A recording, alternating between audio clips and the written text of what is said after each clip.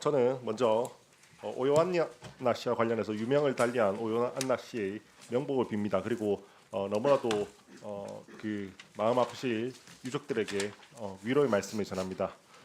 이 사건 관련해서 MBC에서는 단 한 건의 부고도 내지 않은 걸로 알고 있습니다. 이 사건은 단지 한 명의 정말 피해자의 문제가 아니라 이 사건을 통해서 MBC가 소속 근로자를 어떻게 대하고 있는지 이 사내 문화에 대해서 우리가 생각도 좀 해보고 점검도 해야 되는 사건이라고 생각을 합니다. 저 평소에 사실대로 말씀을 드리면 MBC가 아주 공정하게 방송을 하고 있다고 개인적으로 생각하지는 않습니다. 근데 이와 별개의 문제입니다. 그리고 MBC가 그래도 또 좋아하시는 분들도 많으세요. MBC 인기도 많은 방송이라는 것도 잘 알고, 그래서 제 개인적인 이런 이런 부분만 가지고 평가를 하긴 좀 어려운데요. 그럼에도 불구하고 적어도 이번에 일어난 이 사건을 바탕으로 MBC 사내 근로자에 대한 문화에 대해서는 정말 우리가 이거는 그 MBC의 공정성 이런 것과는 별개의 문제로 꼭 해결해야 되는 문제라고 생각을 합니다. 그래서 이 문제만큼은 여야가 좀 힘을 합쳐서 함께 정말 뿌리 뽑을 수 있는 방법에 대해서 같이 이야기를 좀 했으면 좋겠습니다. 장관님께 먼저 좀 말씀드리겠습니다. 이번 사건의 원인으로 많은 분들이 MBC 고질적 사내 문화를 이야기하고 있는데, 그걸 잘 드러내는 사건 중에 하나로 MBC 블랙리스트 사건이 있다고 생각합니다. 혹시 이 사건에 대해서 들어보신 적 있으십니까? 예, 있습니다. 네. 2017년에 MBC 총파업 당시에 최승호 사장과 박성재 취재센터장, 정형일 보도본부장, 한정욱 보도국장은 파업에 참여하지 않은 제3노조 소속 및 비노조원 취재 기자를 취재 업무 배제했고요. 그런 과정에서 그냥 교묘하게 하지도 않습니다. 굉장히 노골적으로 표시가 나게 이야기를 합니다. 그때 했던 인터뷰들을 들어보면요, 어떤 놈들이 어떤 이름으로 이상한 리포트를 내는지 다 보고 있으며 적어놓고 있다. 혼을 좀 내줘야겠다라고 한다든지, 2018년에는 보도국엔 같이 갈 수 없는 경력 기자들이 있다라는 취지로 아주 그냥 공개적으로 이야기를 합니다. 이게 그냥 제가 제보를 받은 게 아니고요, 판결문에 있는 내용입니다. 이걸 가지고 이제 부당노동 행위로 전부 다 유죄 판결을 받았거든요. 이게 다 있는 내용입니다. 당시에 보면 실제로 파업에 불참한 취재기자 88명 중 22명이 해고되고 명예퇴직, 정년퇴직 등으로 회사를 떠났고, 남은 66명의 기자들 역시 정상적인 취재기자 업무에서 부여받지 못했습니다.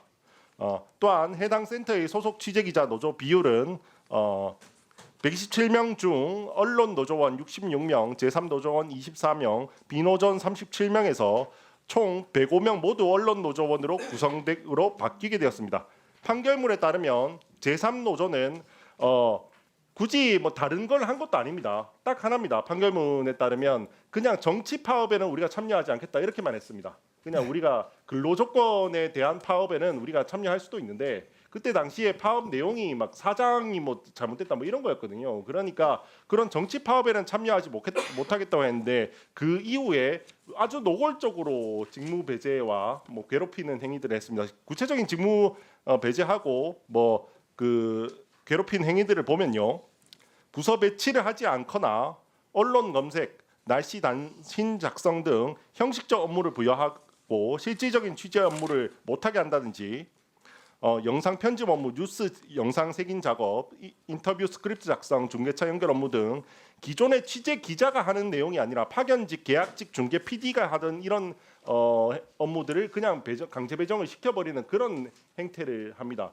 이게 저는 뭐가 문제가 있다고 생각하냐면요, MBC는 굉장히 노골적으로 다른 사람들을 괴롭혀도 된다라는 이런 문화가 자리 잡혀 있다라는 생각을 많이 합니다. 물론 조금 생각이 다를 수가 있어요. 우리도 모든 직장에서 약간씩은 생각이 다른 사람들도 있고, 때로는 껄끄러울 때도 있고 그럴 때가 많이 있습니다. 그럼에도 불구하고 그렇게 노골적으로 누군가를 괴롭히는 문화가 자리 잡힌 경우는 잘 없거든요.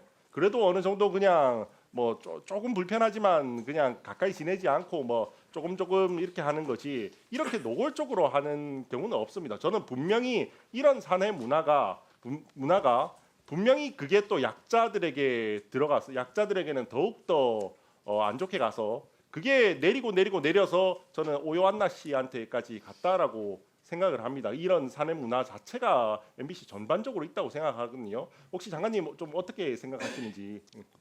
그 점은 저희들이 지금 특별 근로감독하면서 깊이 들여다보고 있습니다. 뭐 역사적으로 따지자면은 의원님 말씀하시는 그런 부분이 있을 수 있는데 그게 이제 얼마나 이제 해결이 되고 있느냐. 자칫하면은 노사 갈등이 노노 갈등으로 또 번지기도 하고 그 사회적인 부분이 또 이 노노 갈등 속에서 여러 가지 괴롭힘 문제로 나타날 수 있다고 저는 봅니다. 그래서 이런 부분까지 모두 포함해서 면밀히 저희 특별근로감독에서 보고 있습니다. 왜냐하면 MBC에서 처음에 말씀드렸듯이 오연나 씨가 사망했는데도 부고 한 줄 내지 않았고요.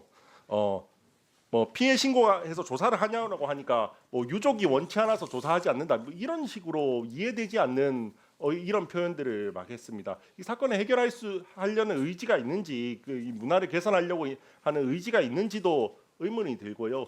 저희가 자꾸 청문회를 이야기하는 이유는 하나입니다. 저는 이 사건이 자칫 고용노동부의 근로감독이 그냥 몇 명 그냥 기상캐스터들 선배 기상캐스터들의 일탈로 그냥 치부되고 그 사람들에게만 징계하고 그렇게 끝나는 게 아니었으면 좋겠습니다. MBC 전반적인 저는 근로 문화에 대해서 더 나아가면 저는 방송계 전체의 근로 문화를 좀 개선시키는 것으로 나아가야지만 된다고 생각하거든요. 그게 저희가 오연나 씨에게 그나마 할 수 있는 보답이라고 저는 생각을 합니다. 그래서 그렇게 하려면 많은 국민들이 알아야 합니다. 많은 국민들이 알아야 하고 많은 제보도 받아야 하고요. 그래서 그게 문화를 개선하는 쪽으로 나아가야 한다고 생각을 하거든요. 그래서 여기 계신 우리 위원님들께서도 이 사건에 대해서만큼은 적어도 뭐 너무 어떠한 고려를 하지 않고 힘을 모아 주실 것을 좀 요청을 드리고요. 그리고 마찬가지로 고용노동부에서도 마찬가지로 힘을 좀 모아서 단순히 그냥 작은 오연나 씨만의 문제로 볼 게 아니라